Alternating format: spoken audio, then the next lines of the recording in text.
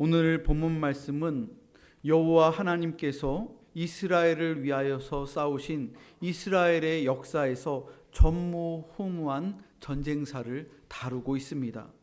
이스라엘 백성들은 가나안 땅에 이르러 요단강을 건넜습니다. 여리고 성을 무너뜨리고 아이 성도 탈취하였습니다. 기브온 사람들이 이스라엘과 화친하여 종으로 들어왔습니다. 그 다음으로 정복해야 할 성읍은 예루살렘 성읍이었습니다. 오늘 본문의 1절과 2절 말씀을 한번 보시기 바랍니다. 함께 1절과 2절을 읽어보겠습니다. 시작.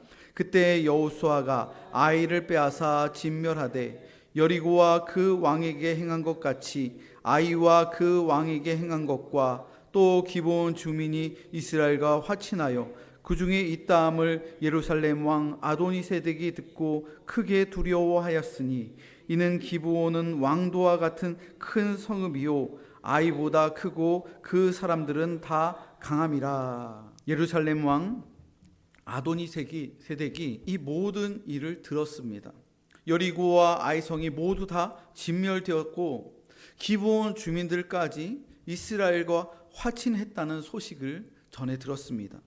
특히 기브온은 싸우지도 않고 이스라엘과 화친했다는 소식은 가나안 땅 모든 사람들에게 큰 충격으로 다가왔을 것입니다. 왜냐하면 기브온은 아이 성보다도 더 큰 성읍이었고 왕도와 같은 큰 성읍으로 사람들이 생각했기 때문입니다. 그 성읍 사람들이 이스라엘에게 들어가서 그들에게 종으로 그렇게 굽신거리면서 평화조약을 맺었기 때문에 그런 것이죠. 아도니세덱은 이 소식을 전해 듣고 벌벌 떨기 시작합니다. 아도니세덱의 이름의 뜻은 의의 주인이라는 뜻입니다. 하지만 그는 결코 의로운 사람이 아니었습니다. 그가 다스리고 있는 예루살렘 역시 의의 도시가 아니었습니다. 온갖 불의와 불법이 성행하는 죄악된 도성이 이 아도니세덱이 통치하는 예루살렘이었습니다. 우상 숭배와 음란이 가득한 곳이 아도니세덱이 다스리는 땅이었습니다. 그래서 하나님께서는 예루살렘을 예루살렘으로 세우시기 위해 의의 도시로 하나님의 거룩한 도성으로 세우시기 위해서 진정한 의의 주인이신 여호와 하나님께서 그 아도니세덱과 가나안 땅의 불의한 사람들을 향해서 거룩한 전쟁을 선언하신 것입니다. 하지만 아도니세덱은 의의 주인이신 하나님께 끝까지 필사적으로 대적합니다. 아도니세덱은 아모리 사람을 하나로 연합합니다. 가나안 땅의 원주민들을 총칭해서 아모리 사람이라고 그렇게 일컫습니다. 이 땅의 주인은 우리 아모리 사람들이다 이렇게 주장하는 겁니다. 이렇게 선동하는 거예요. 하나님이 이 땅의 주인이 아니다. 내가 주인이다. 내가 의의 주인이고 내가 예루살렘의 주인이고 내가 의로운 사람이다. 그러면서 하나님을 대적하며 아도니세덱은 다른 4개 큰 나라의 왕들을 모아서 하나님을 대항하고 대적하는 그러한 큰 전쟁을 준비하고 있는 것입니다. 오늘 본문의 5절을 보면 5절을 함께 읽어보겠습니다. 시작. 아모리 족속의 5 왕들 곧 예루살렘 왕과 헤브론 왕과 야르뭇 왕과 라기스 왕과 에글론 왕이 함께 모여 자기들의 모든 군대를 거느리고 올라와 기브온에 대진하고 싸우니라. 아모리 족속들은 5 나라가 함께 연합 전선을 펼치고 있습니다. 이것이 악의 연대입니다. 악한 나라들이 함께 뭉친 거예요. 예루살렘과 헤브론과 야르뭇과 또 라기스와 에글론 이렇게 5 나라의 왕들이 뭉친 거예요. 큰 나라, 힘 있는 왕들이 이 아모리라는 이름으로 하나로 이 악한 나라의 왕들이 연대를 하고 있는 것이죠. 아도니세덱을 중심으로 아모리 족속들이 연합하여 기브온을 공격하려고 자기들의 모든 군대를 결집하여 그 자리에 모인 것입니다. 아모리 족속이 하나가 되어서 기브온을 공격하는 이유는 크게 2 가지로 생각할 수 있습니다. 첫째는 다른 가나안 족속의 이탈을 막는 것입니다. 기브온처럼 배신하게 되면 이렇게 된다. 본때를 보여주므로 다른 족속들이 이스라엘에게 항복하는 것을 미연에 방지하기 위해서 본보기로 이 5나라가 가나안 족속의 하나였던 히위 족속에 있었던 그 기브온을 치려고 모인 것이죠. 그리고 두 번째는 기브온을 먼저 공격함으로 이스라엘 백성이 기브온을 이용하지 못하게 하려는 그러한 전략이었습니다. 가나안 전쟁이 본격적으로 시작할 때 기브온 땅을 이스라엘이 교두보로 사용하지 못하기에 그 기브온의 성읍과 땅들을 다 미연에 빼앗으려고 전쟁을 벌이고 있는 것이죠. 여러분, 여기에서 우리가 깨달아야 할 진리는 사탄 마귀는 교회의 부흥을 가장 싫어한다는 사실이에요. 사탄 마귀가 가장 싫어하는 것이 신자들이 회개하고 순종하는 것을 가장 싫어합니다. 사탄 마귀가 더 싫어하는 일은 전도하는 일입니다.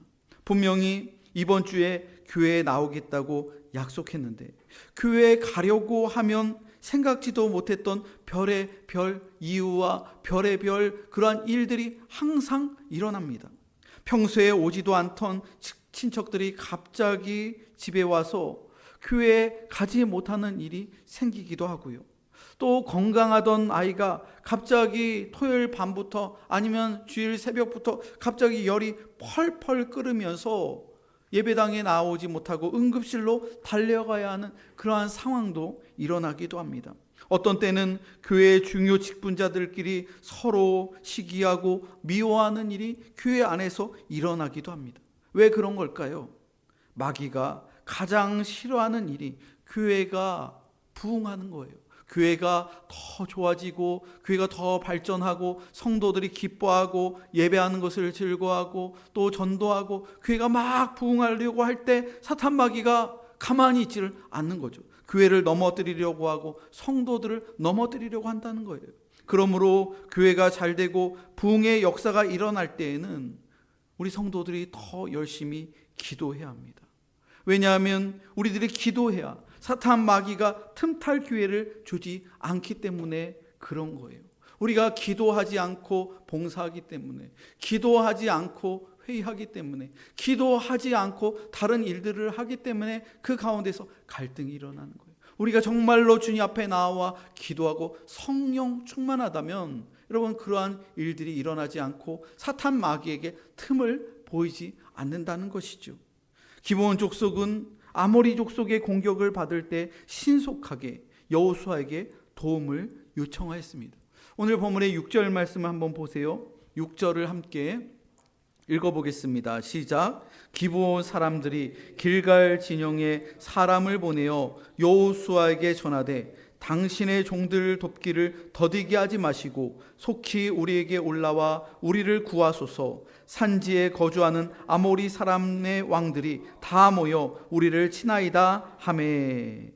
기브온이 잘한 일은 신속하게 여호수아에게 도움을 요청한 일입니다. 속히 우리에게 올라와 우리를 구하소서. 여러분 우리들 역시도 마찬가지. 속히 하나님께 아뢰어야 합니다. 더 늦기 전에 우리들이 속히 예배당으로 달려나와야 한다는 거예요. 더 늦기 전에 하나님 앞에 나오고, 더 늦기 전에 예배당에 나오고, 더 늦기 전에 담임 목사에게 기도 부탁을 하시고 또 안수 기도를 받으셔야 합니다. 다음 주로 미루고 다음 달로 미루고 다음으로 미루면 여러분 주님께로 돌아올 수 있는 기회를 영영 놓칠 수도 있다는 거예요. 여호수아는 기브온의 위급한 소식을 듣고 세 가지로 즉각적으로 대처를 합니다. 첫 번째는 여호수아도 신속하게 군사를 거느리고 올라갑니다. 기브온 사람들이 속히 와달라고 구조 신호를 요청했을 때 여호수아도 신속하게 군사를 모아서 기브온을 돕기 위해서 올라갔다는 거예요. 7절을 보면은 여호수아가 모든 군사와 용사와 더불어 길갈에서 올라가니라. 여호수아는 기브온 족속을 돕는 일을 귀찮게 여기지 않았습니다. 비록 속아서 평화조약을 맺었지만 그들을 돕는 일을 당연한 일로 생각했다는 거예요. 여호와 하나님의 이름으로 동맹을 맺고 이스라엘 공동체 안으로 종의 신분으로 그들을 받아들였을 때, 그 기브온 공동체가 가나안 땅의 아모리 사람들로 인해 어려워졌을 때, 전쟁이 일어날 때 외면하지 않고 그들을 돕는 일을 당연하게 그렇게 생각했다는 거예요.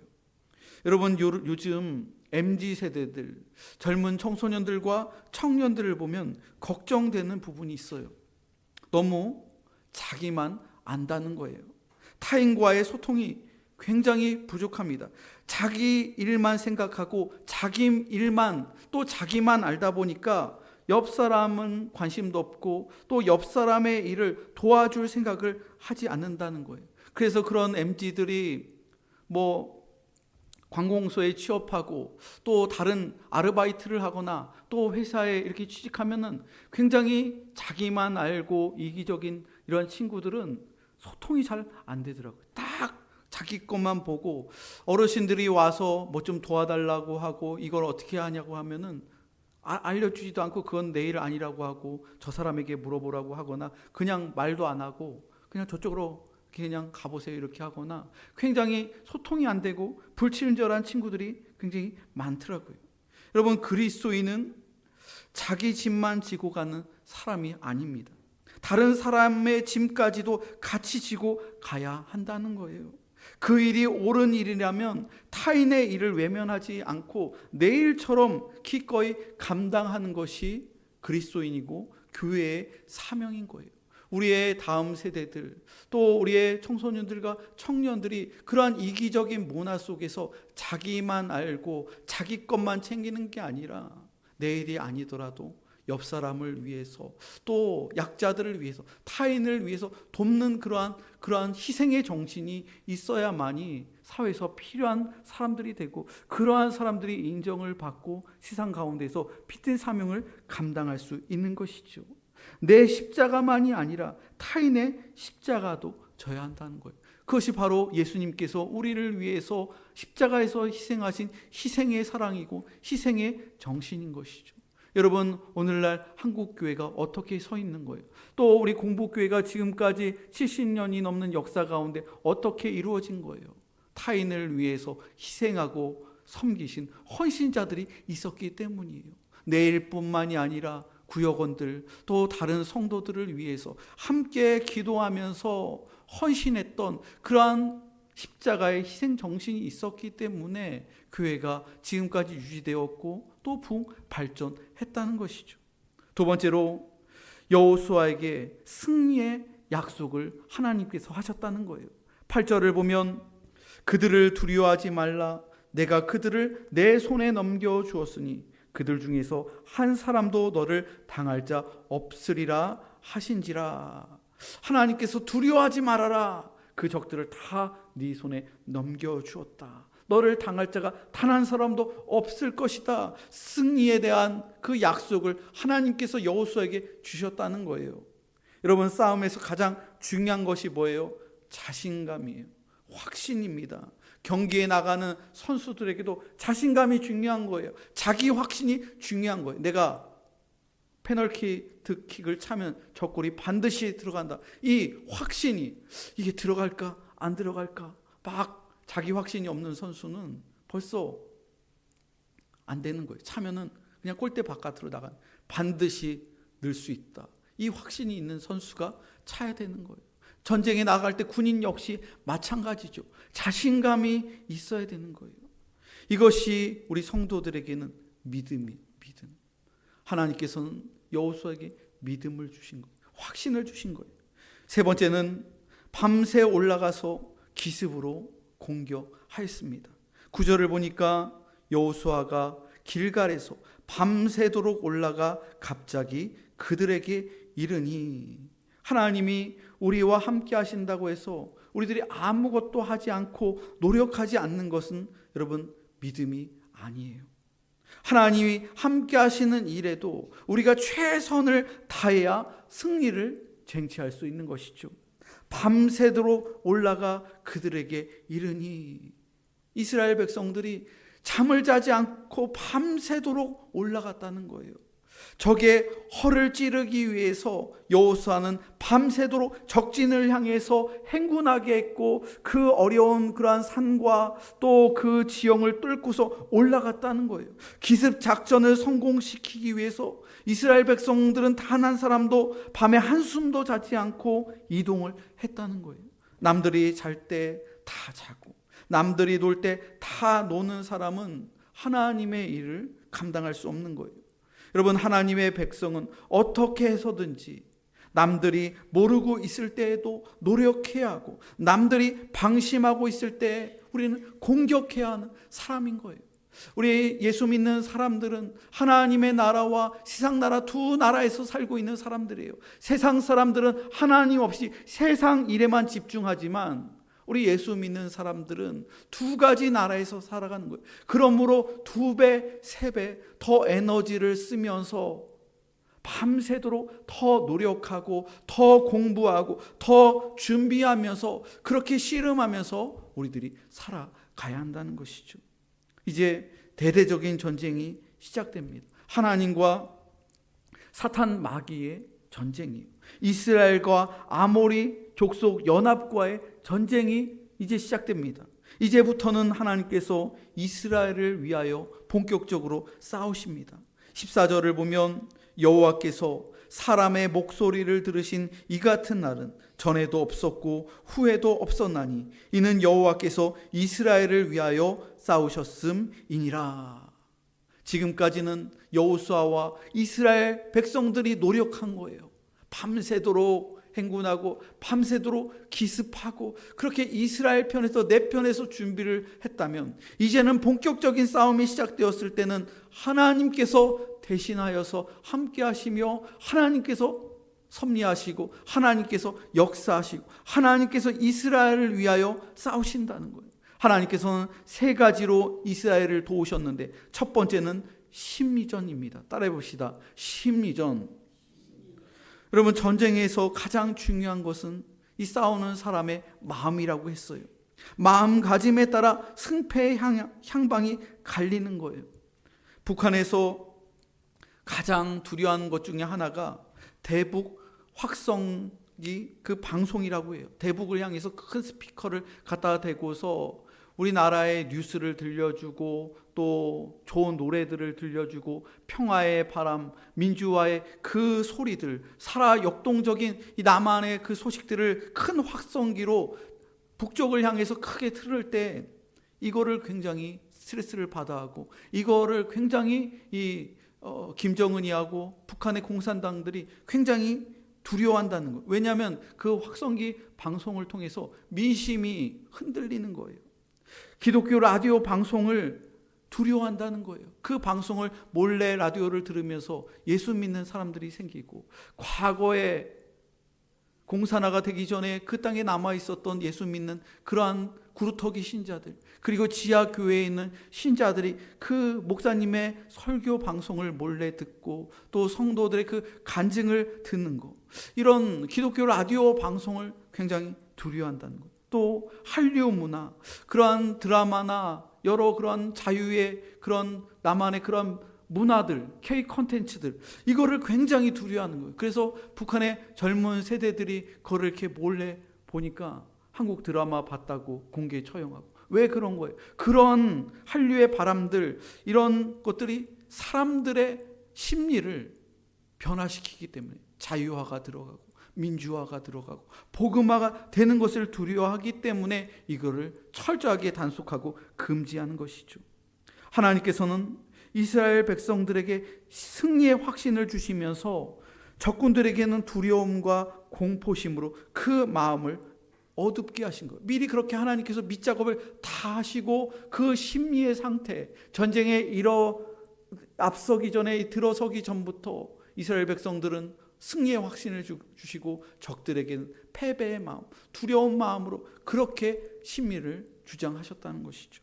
그리고 두 번째는 우박으로 치셨습니다. 하나님께서 우박으로 그 적들을 다 쳐부신 거예요. 여호수아의 기습으로 마음이 녹아내린 적군들이 도망을 치기 시작합니다. 베토론 비탈에서 혼비백산이 빠진 이 적군들이 넘어지면서 허겁지겁 정신이 나가고 혼이 나가고 막 도망치는데, 이 하늘에서 갑자기 커다란 우박이 비처럼 쏟아지는 거예요. 골짜기를 타고 내려가면서 적들이 막 도망치고 굴러 떨어지고 정신이 막 나가는데, 그런 가운데서 갑자기 하나님께서 기상을 이렇게 주장하시더니 비가 하늘에서 막 쏟아지고 커다란 참외만한 그 우박들이 적들의 머리를 향해서 쏟아지는 거예요. 이스라엘 군사의 칼에 죽은 자보다 이 큰 우박에 맞아서 죽은 자가 더 많았더라고 오늘 말씀은 증언하고 있습니다.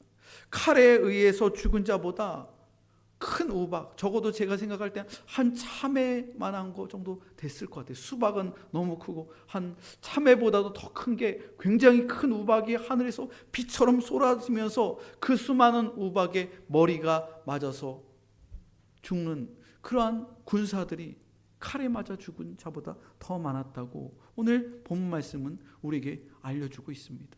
여러분, 어떻게 전쟁에서 칼보다 우박으로 맞아 죽은 사람이 어떻게 더 많았을까요? 이 우박이 우연이었을까요? 아니에요. 하나님께서 역사하신 증거죠. 여러분, 요즘에도 그런 기상 이변으로 여름철에 갑자기 막 우박이 쏟아진다는 그런 뉴스가 종종 나오죠. 우리나라에서도 나오고 또 해외 뉴스도 보면 우박이 막 쏟아지는 그러한 영상들이 올라옵니다. 우박이 커서 어쩔 때는 자동차 유리창이 깨지기도 하고, 또 농작물 피해가 우박으로 인해서 완전히 쑥대밭이 돼서 완전히 1년 농사를 망치는 그런 경우들도 있다고 합니다. 그런데 그런 우박보다 비교할 수 없을 정도로 큰 우박이 하늘에서 떨어진 거예요. 맞으면 죽을 수밖에 없는 하나님의 진노의 우박이 이스라엘 진영이 있는 곳에는 떨어지지 않고 도망가는 적들을 향하여 그 우박이 정확히 그 지역에 떨어진 거죠. 여러분, 자연재해가 얼마나 무섭습니까? 자연재해 앞에 인간의 문명과 과학도 속수무책이지요. 비가 엄청나게 쏟아지면 그 비가 2주일 동안 한 번도 멈추지 않는다면 어떻게 될까요? 주요 도로가 다 침수되고 또 다리가 강물로 넘쳐 흐른다면은 여러분, 도시가 다 고립되고 자동차도 달릴 수가 없을 거예요.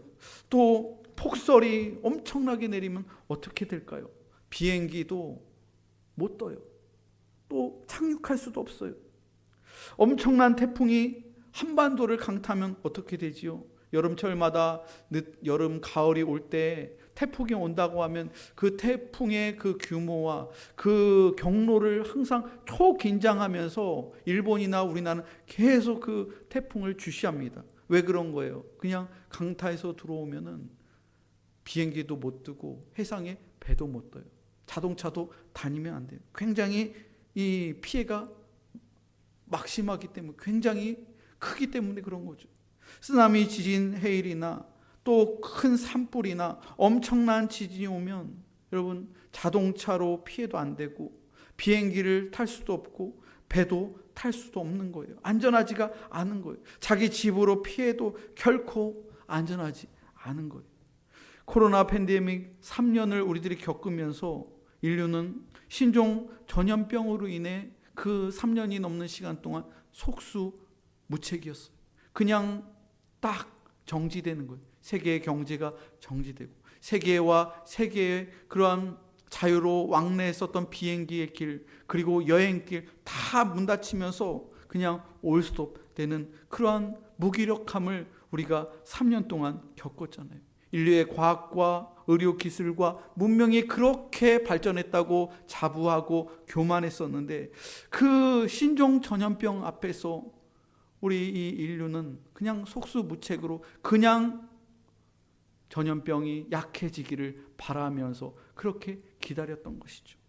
여러분, 그러므로 인간은 하나님 앞에서 겸손할 수밖에 없는 거예요. 세 번째로, 하나님께서는 태양과 달로 이스라엘을 도우셨습니다. 오늘 말씀은 이 같은 날에는 전에도 없었고 후에도 없었다고 증언하고 있어요. 야살의 책을 보면 태양이 중천에 머물러서 거의 종일토록 내려가지 않았고 달도 그 자리에 멈췄다고 증언합니다. 야살의 책이란 이스라엘의 전쟁 일기라고 보면 됩니다. 이순신 장군이 전쟁을 했을 때 일기를 썼던 것처럼, 난중 일기라고 하죠. 그런 전쟁 중에 썼던 일기처럼 이 야살의 책은 이스라엘의 큰 전쟁이 있었을 때 썼던 그러한 전쟁 일기라는 거예요.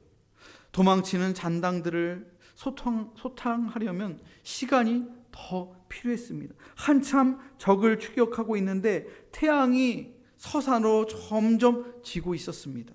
그리고 반대편에서는 달이 점점 떠오르고 있었어요. 빛이 사라지고 어두움이 오면 적들은 다 어떻게 돼요? 숨어버리는 거예요. 더 이상 전쟁을 할 수가 없고 그 적들은 다 동굴이나 또 풀숲이나 이런 데로 다 숨는 거예요. 어두움의 골짜기로 숨어버려서 그들에게 기회를 다시 주는 것이죠. 적들이 뿔뿔이 흩어져서 자기들의 성으로 결국 도망치게 되고 그 성읍에 들어가서 굳게 성문을 닫아놓으면 전쟁이 장기전으로 돌입하게 되는 거예요. 이 기회에 한 번에 5 왕들을 모두 무찌르면 여호수아는 이 가나안 땅의 아모리의 5 성읍을 다 어떻게 하는 거예요? 한 번에 그 성읍들을 다 정복하는 거예요. 그런데 그들을 놓치면 여리고 성과 같은 견고한 성을 5번이나 또 그 힘든 전쟁을 치르면서 힘과 에너지와 또 군사들의 생명을 그렇게 담보로 큰 전쟁이 더 남아있는 것이죠. 이때가 아니면 이 기회에 이들을 싹쓸이 해야만이 그들의 성을 빼앗고 하나님의 전쟁이 승리로 돌아가는 거예요. 이때 여호수아는 정말 말도 안 되는 기도를 하나님께 올려드립니다. 상식적이지 않은 기도를 드린 거예요. 하나님께 아뢰요. 이 여호수아가 하나님께 말도 안 되는 기도를 하는데, 태양아 너는 기브온 위에 머무르라. 달아 너도 아얄론 골짜기에서 그리할지어다. 적들을 다 무찌르기 위해서 태양이 넘어가면 안 되기 때문에 태양아 기브온 위에 잠깐만 멈춰다오. 달아 너도 그 골짜기에서 그대로 있어라. 그렇게 기도하며 외쳤다는 거예요. 여호수아가 태양에게 명령합니다. 그리고 달에게 명령합니다. 여러분, 오늘날 과학자들이 혹은 지성인들이 이 말씀을 보면 어떻게 반응할까요? 비웃을 거예요. 불신자들이 보면 어떻게 생각할까요? 절대로 믿지 않을 거예요. 그러나 믿음은 이성을 초월합니다. 기적은 자연을 초월하는 거예요. 초자연이 기적이지요. 인간은 자연적인 존재입니다. 이 세계 안에서, 물리적인 법칙 안에서 살아가는 존재가 인간의 한계라는 거예요. 하지만 하나님은 자연계뿐만이 아니라 초자연계에 계시며 그 초자연계를 움직이시는 창조주 하나님이시라는 거예요. 여러분, 하나님께서는 천지 만물을 창조하신 이십니다. 하나님께서 빛을 창조하셨습니다. 땅과 바다를 창조하셨습니다. 바람과 바다도 예수님께서 꾸짖으시니 그 바람과 바다가 잠잠해지고 고요해졌습니다. 여러분, 모든 호흡을 하는 동물과 또 식물도 하나님께서 다스리시고 하나님께서 명령하시면 그대로 순종합니다. 눈에 보이지 않는 미생물까지도 마찬가지라는 거예요. 자연계에 존재하는 모든 것들, 또 초자연계까지도 창조하신 그 하나님의 통치와 그 명령 아래 그것이 다 속해 있다는 것이죠. 하나님께서는 어두움을 물리치시기 위해 빛을 비추신 거예요. 점점 어두움이 몰려오면서 그 아모리 족속의 5 왕들에게 또다시 제2의 기회가 오기 시작하자 하나님께서는 그 어두움을 잠시 유보하시고 빛이 머물도록 태양과 달이 머무는 기적을 하나님께서 행하신 거예요. 이 기적이 바로 새 창조의 역사입니다. 여러분, 우리도 새 창조의 역사가 일어나도록 여호수아처럼 믿음을 가지고 여호수아처럼 말도 안 되는 이러한 기도를 하나님께 아뢰어야 한다는 거예요. 태양과 달이 머물도록 우리들도 하나님께 부르짖으며 기도해야 합니다. 정말 말이 안 되는 것도 하나님께 아뢰시기를 바랍니다. 내 생각에는, 내 상식에는, 이 세상의 어떠한 그런 이치와 논리로는 그것으로 우리의 기도의 한계를 정한다면 우리는 그 한계 안에서만 머무를 수밖에 없는 거예요. 그러나 하나님의 새 창조의 역사가 일어나도록 우리가 선포하고 믿음을 가지고 도전하고 그렇게 살아간다면 여러분, 하나님께서 어둠을 물리치시고 새 창조의 역사를 저와 우리들에게 반드시 그렇게 역사하심을 믿으시기 바랍니다. 여러분 자신을 놓고 새 창조의 역사가 일어나도록 여러분 기도하시기를 바랍니다. 부르짖으며 기도하시기 바랍니다. 여러분의 가정과 자녀의 심령이 어두움이 물러가고 새 창조의 빛이 비치도록 여러분 자신의 심령 가운데 또한 여러분들의 가족에게 하나님께서 그 어둠을 물리치시고 새 창조의 역사가 일어날 수 있도록 여러분 간절히 기도하시며 부르짖으세요. 여러분, 우리 공부교회가 새로워질 수 있도록 기도하시기 바랍니다. 말로만 새로워지는 것이 아니라 우리들 개개인이 주님의 새 창조의 역사를 통하여 변화되어야 합니다. 생각과 또 지식까지도 우리가 새로워져야 한다는 거예요. 교회의 주변 환경이 더 새로워져야 합니다. 교회의 건물과 시설물들도 새로워져야 돼요. 저는 말도 안 되는 기도를 드리고 있습니다. 하나님께 그렇게 상식적이지 않은 기도를, 하나님 새 창조의 역사가 우리 교회를 통해서 우리 성도들에게 비춰지게 하여 주옵소서. 하나님의 불꽃 같은 눈동자가 공부교회를 중심으로 십자가의 형상으로 빛을 비춰달라고 부임한 이후부터 계속 그렇게 기도하고 있어요. 우리 교회를 새롭게 재창조해 주시고 교회 주변으로 새롭게 이 지역을 새롭게 재창조해 달라고 그렇게 기도하고 있어요. 여러분, 우리들이 한계를 정해놓고 그냥 세상 흘러가는 방식대로 그 범주 안에서만 있으면 여러분 기적은 일어나지 않고 또 하나님의 역사도 일어나지 않는 거예요. 그러나 여호수아 장군이 하나님의 그 창조의 빛을 구하며 하나님 이때가 아니면 할 수 없습니다. 하나님 이 기회를 잡아야 됩니다. 하나님 태양을 멈춰주시고 달을 잠시 멈춰주십시오. 그렇게 기도하였을 때 승리의 역사가 일어나고 하나님께서 이스라엘을 위하여 놀라운 기적의 역사를 베풀어 주셨음을 기억하시기 바랍니다. 말씀을 정리하겠습니다.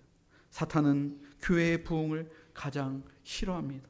그래서 여러 가지의 방법을 총동원해서 교회와 성도들을 무너뜨리려고 합니다. 이러한 때에 우리들은 즉시 기도의 자리로 나와야 합니다. 예배의 자리로, 말씀의 자리로 빨리 나와야 합니다. 우리는 세상 사람들보다 더 열심히 노력하고 공부하며 새롭게 되도록 그렇게 살아가야 합니다. 세상은 내 일만 잘하면 됩니다. 하지만 성도는 내 일만이 아니라 타인의 일도 도우며 살아야 하는 것입니다. 어두운 세상 속에서 빛의 역할을 교회와 성도들이 해야 합니다. 여러분의 삶 위에 태양과 달이 머물도록 여러분 기도하시기 바랍니다. 어두움이 물러가고 새 창조의 빛이 비치도록 여러분 기도하시기 바랍니다. 우리 공부교회 위에 새 창조의 말씀 위에 교회와 주변 환경이 새롭게 재건되도록 믿음으로 기도하는 그러한 성도들이 다 되시기를 주님의 이름으로 축원합니다.